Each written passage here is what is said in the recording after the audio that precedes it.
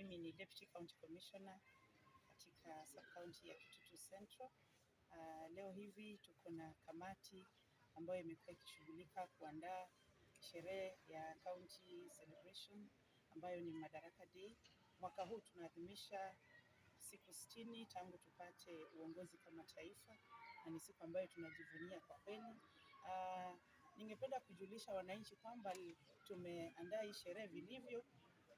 Venue ama mahali ambapo tutafanyia sherehe kwa mwaka huu ya Madaraka Day itakuwa hapa Gusii Stadium, ambapo wageni wetu ambao ni mashuhuri siku hiyo wakiongozwa na gavana wetu wa jimbo hili la Kisii pamoja na County Commissioner kwa upande wa National Government ndio watakuwa wanatuongoza katika hizo sherehe.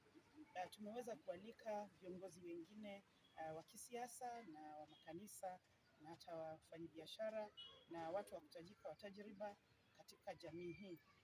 Tumeandaa pia gwaride la parade ambapo tutaweza kuonyesha siku hiyo.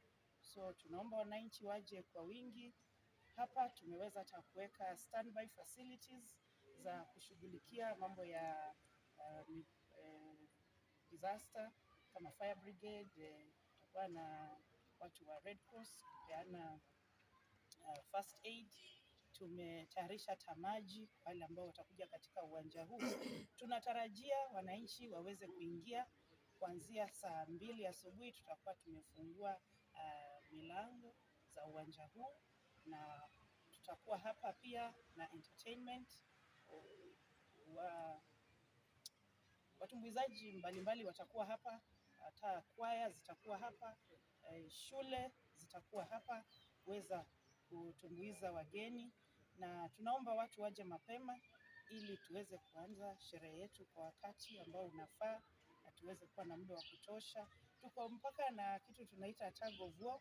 Tutaona vile watu watakuwa wanavuta kamba hapa wakipimana nguvu. Tuko na kwaya ambazo zimeenda hata nationals kama St. Patrick Mosocho Secondary School Choir itakuwa hapa na dance yao ya Kipokot. Tutaweza kuona hiyo vile iko, na pia artists wengine ambao wamealikwa kuja kuhudhuria.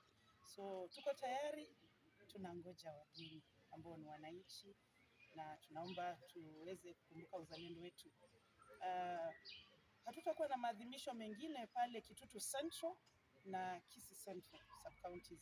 Tutajumuika kwa pamoja hapa kwa stadium ili tuweze kufanya sherehe yetu ya kaunti ya Kisii. Asante.